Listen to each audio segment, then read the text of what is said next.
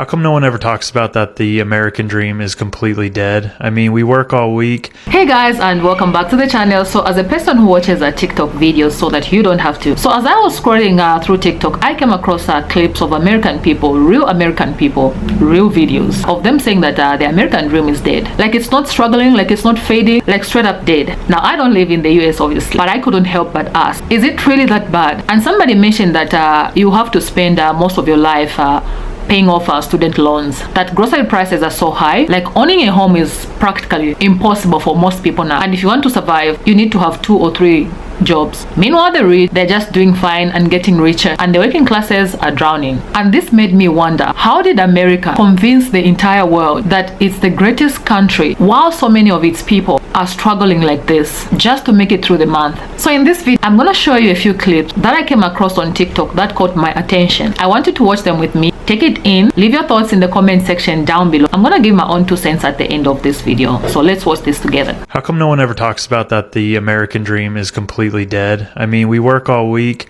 and for what? We can't afford to even put a roof over our heads, buy food, groceries, can't afford anything, can't go out, do anything on the 2 days we have off. And you can bet that those 2 days are gonna fly by faster than you can blink, and then you're right back where you started, Monday morning. Just living the American dream. Do you think that the American dream is dead? We cannot use the same playbook our parents gave us to live life today, right? We've been told this American dream. You work hard, you study good, you go to college, you get a good job, you climb the corporate ladder, and you will be able to buy that white picket fence home, go on 2 vacations a year, and have your 2 kids and a golden retriever. It doesn't work like that anymore. You cannot save your way to rich unless you are making upwards of $500,000 a year. You cannot get there through saving. Listen, if you still want to come to America because you believe in the American dream, let me tell you something. That dream died like 30 plus years ago, and now we're living in a dream that involves paying $10 for a dozen of shitty, paying $2,000 a month for an apartment in the ghetto that's about 700 square feet and it has no walls. And then if you want to go to university here, you're looking at around $100,000 for a 4-year education. That's on the low end. But in those 4 years, you might get shot because everyone seems to want to shoot each other for some ungodly reason. Then you're going to graduate thinking, oh, I graduated, I have a degree now, I'm going to get a good job. Your good job is going to pay you about $40,000 starting off, maybe, and then they're going to say you're going to work 40 hours a week. When in reality, you're going to be working about 50 plus hours a week because they're going to guilt trip you in by saying, we're a family, we're a team, we help each other. And they're not going to pay you overtime for that, because why would they? If they get your help for free, why would they pay you for that? Okay, then there's no work-life balance. That company you're working for now doesn't want to give you vacation days until like maybe your 2nd year working there, and those vacation days are maybe 4 days out of the whole entire year. That includes holidays. All right, then if you're sick, too bad, you still have to come to work. Okay, then if you want to buy groceries, your groceries are going to be your whole entire paycheck because no one can afford to eat here anymore. Got it? I go to the grocery store for 4 things, it's like 50 bucks. I'm just saying it sucks living here. I don't want to live here. I want to leave. So maybe you should rethink your whole American dream, because it's not what it's all cracked up to be. Okay? Okay, love you, bye. Well, the American dream is officially dead. According to a new study, it takes a whopping $3.4 million of lifetime earnings to afford the American dream, when the average American only earns anywhere from $1.7 to $2.3 million over a lifetime, leaving over $1 million gap. It's a shame that what this country once stood for is becoming harder and harder to achieve for the average American. And you and I both know why that's happening. Housing unaffordability is through the roof, and prices of everything have skyrocketed when wages have not kept up. Now, I want to hear your number. Is it more or is it less? I think for most people, $3.4 million is probably right on the mark when you include that house, when you include kids, when you include cars, and when you include health insurance, which is a damn shame. And the only way that this is going to change is if wages catch up and outpace inflation for a significant amount of time. And I have no idea if that's going to happen in the current economic climate. If you like personal finance and world economics, you're in the right place, and I hope to see you in the next video and then in the next discussion. So we can all probably easily agree on the fact that the American dream as it was sold to us is dead. And the reason why I say that is my idea of the American dream is to be able to afford things on an average salary with one income in the household, and be able to save money while you're paying for everything else, to be able to retire at an age that's reasonable so you can enjoy the rest of your life without having to, work 40 hours a week when you're over 60 years old. I think that's ridiculous.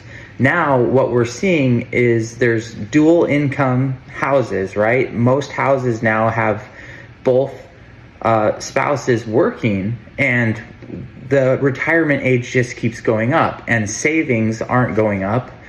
The amount of money that people are saving is not increasing. The amount that you have to spend to live has increased so much. In 1980, you could buy a house for $50,000. Now the average home price is over $400,000. And that is insane to me, because the wages have not increased with the cost increase. So the American dream now is you work, your partner works, and you retire over the age of 70. Great dream. Live the dream. So I kind of love what Trump's doing to the economy right now with his tariffs, because I always thought it was going to be a millennial on boomer war, like as a millennial myself, because like the boomers have all the money. But like now what we're seeing now, it's a boomer on boomer war. It is the elite, like 5, maybe 10% of the boomers versus all the other boomers. And I didn't personally think that we were going to experience that. And what I find fascinating about it is I work within golf, and what's happening is really similar to what prestigious country clubs do when they want to get rid of the baby boomer rent control country clubbers, like the people that, basically like bought a house for like $100,000, and they also bought into this really prestigious country club for like $1,000, and now the buy-in is like $75K or $100K. So what the elite baby boomers, like the real gatekeepers, like the people that are actually conservative Republicans, what they do is they make up renovations for their country clubs, for their golf clubs.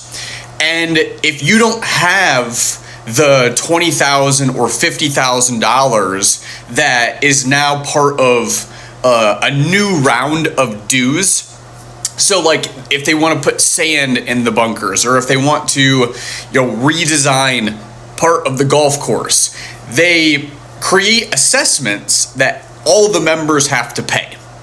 And it is purposefully designed to get rid of the poor rent control country clubbers.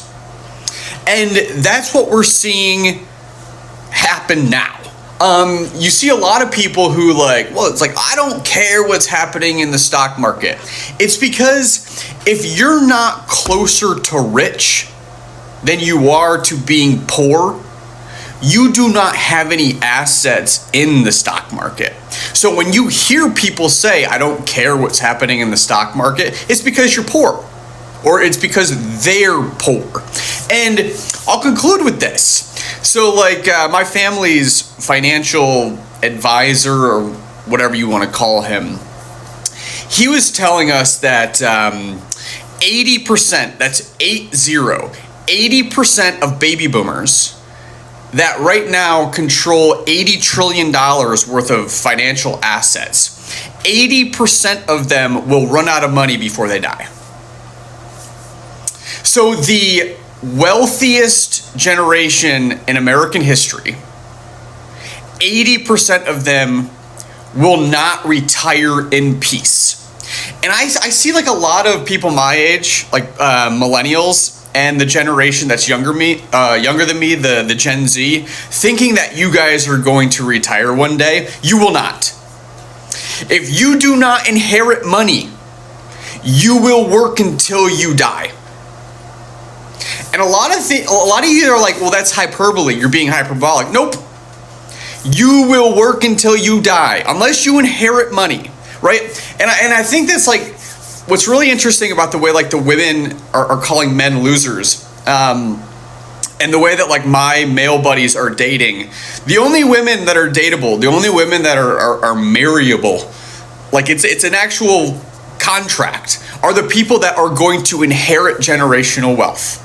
Because like me personally, I can't date a poor girl because like if we talk about money a lot, our relationship is not going to work.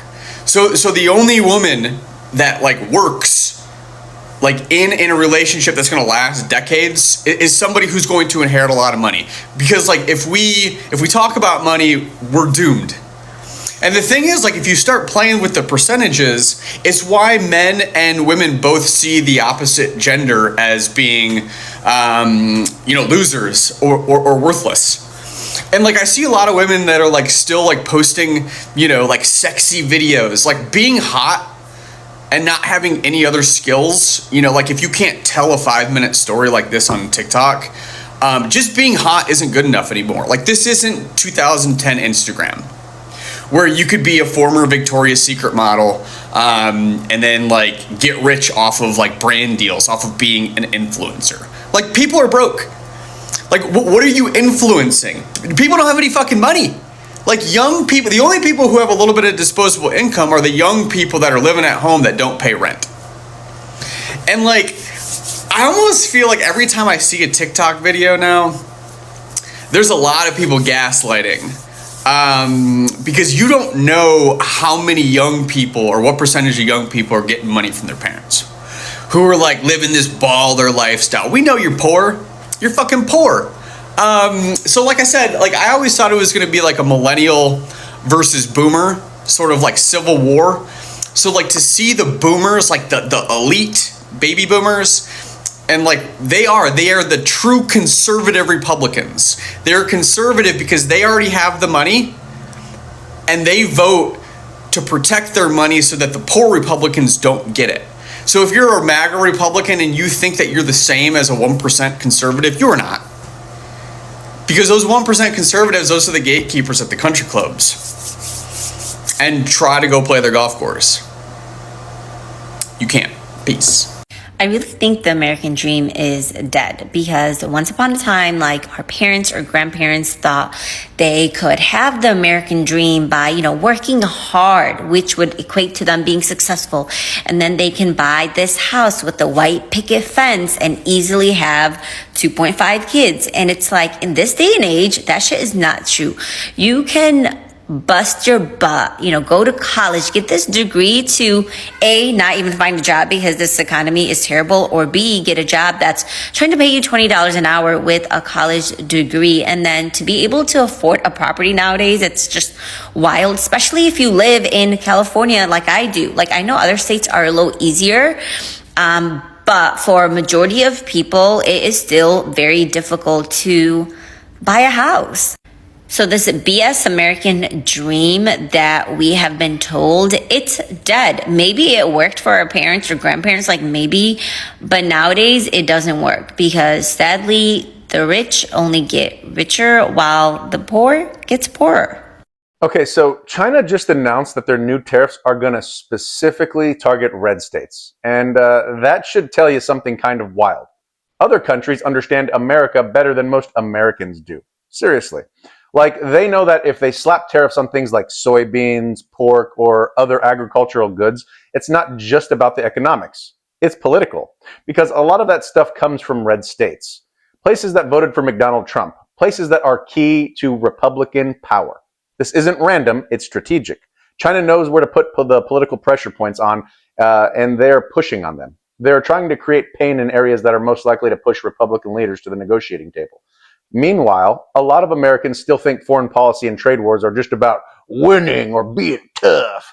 But this shows that it's way more complex than that. China's basically saying, cool, you want to play hardball? We'll make your own voters feel it. And the fact that they can pull this off, that they understand our internal politics so well, is kind of alarming. Like, they've done their homework. Have we? Okay, so there you have it. Those clips speak volumes, don't they? Real voices, real people, and real frustration. Now, let's talk about it. So, the truth is, the American dream used to mean something. It used to mean opportunity. It used to mean that if you worked hard, stayed disciplined, and followed the rules, you'd eventually get ahead. Buy a house, raise a family, maybe even retire comfortably. That dream was sold not just to Americans but to the entire world. Growing up, many of us, even outside the US, were told that America was the land of opportunities. I think it still is. There's that part where it still is the land of opportunities. I believe anyway, the place where success was just a plane ticket away. But today, when you peel back the curtain and really look at what's going on, that dream is starting to feel like more like something to say goodbye to, because let's be honest, things aren't what they used to be. First of all, let's talk about prices. Everything is expensive. Groceries sky high. People are walking into stores and coming out with 3 items that somehow cost $60. Eggs, milk, bread. Basic essentials have turned into luxury items for some families. And it's not just food. Gas prices are through the roof. Utility bills are draining people's accounts. Then there's rent. Insane in some cities, rent prices have doubled over the last few years.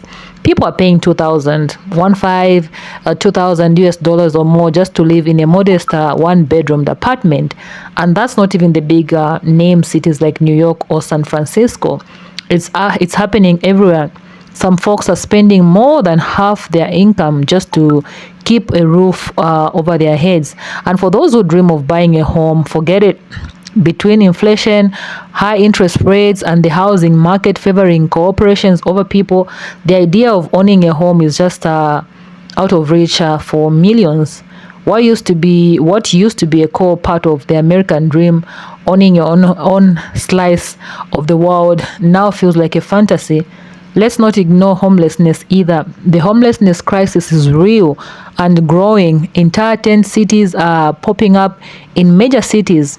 It's not just people battling addiction or mental health issues. It's working people with jobs, people with degrees, people who simply can't afford to live anywhere. They're living in their own vehicles. Lucky for those who can even, sleep in their own cars. And speaking of degrees, let's talk about student loans. Another part of the American dream was education. You go to college, you get a degree, you land a good job. That was the plan, right? But now people are entering adulthood already tens or even hundreds of thousands of dollars in debt. And that debt doesn't just vanish, it follows them for decades. Some people spend their entire lives trying to pay it off, the student loans. Imagine working every day for years and still being in the red. That's not a dream, that's a trap. What about wages? That's another piece of the puzzle. While everything else has gone up, rent, food, healthcare, wages have stayed the same. In fact, when you factor in inflation, many Americans are earning less than they were years ago. People are working 2, sometimes 3 jobs just to get by, and they're still struggling. That's not laziness, that's a broken system. And now we're looking at potential trouble ahead with the new tariffs coming into play. President Trump himself even admitted that the next 2 years are going to be tough. He said that. He said it bluntly, prices will go up, the economy will be tight. But after that, things are supposed to get better. Supposed to. Will they though? With the trade war heating up between the US and China and global supply chains already under pressure, there's a lot of uncertainty. Tariffs don't just hurt big corporations, they hit everyday people. When imports become more expensive, those costs trickle down to consumers. So yes, that means groceries could even go higher, electronics, clothing, cars, medicine. It's all because it all becomes more expensive. And for the average person, that means more stress, more sacrifice, and more anxiety about how to scratch a dollar. The American dream was supposed to be about building a better life, but now, for many, it's about survival. It's about avoiding debt collectors, making it to the next paycheck, or figuring out how to pay for healthcare without going bankrupt. And that's just another thing. Healthcare in countries as developed and powerful as the US, millions still don't have access to affordable healthcare. One emergency room visit can leave someone thousands of dollars in debt. People are choosing between buying insulin or paying rent. That's not a dream, that's a crisis. So yeah, people say the American dream is dead. It's hard to argue with them. Maybe the dream was real once, yeah, decades ago. Maybe it worked for our grandparents, but today, for this generation and the ones coming up behind us, the dream feels rigged. It feels like a game. You can't win unless you are born into wealth or privilege. And that's not just me talking. That's what people are saying on the ground. In those videos we watched earlier, they're tired, they're overworked, they're fed up. That's wild. It's how well America has marked itself to the rest of the world.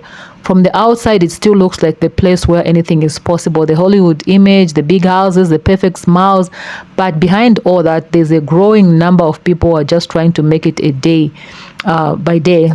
So where do we go from here? Can the dream be revived? Can it be rebuilt into something new? Or is it time to stop chasing the fantasy and start creating a new definition of success? One that isn't based on outdated ideals? That's a question we all have to answer to ourselves. Because maybe, just maybe, the American dream wasn't just about making it rich. Maybe it was about community, about dignity, about opportunity. And that's the part we need to fight to bring back. But for now, we have to be honest with ourselves. The version of the American dream we were taught, the one with a picket fence, the 9-to-5 job that pays the bills, the happy retirement, that version, it's long gone. Yeah, it's bye-bye. It's gone. I don't know if it's coming back. Maybe it can. Yeah. Thanks for watching, and thank you for spending some time with me today.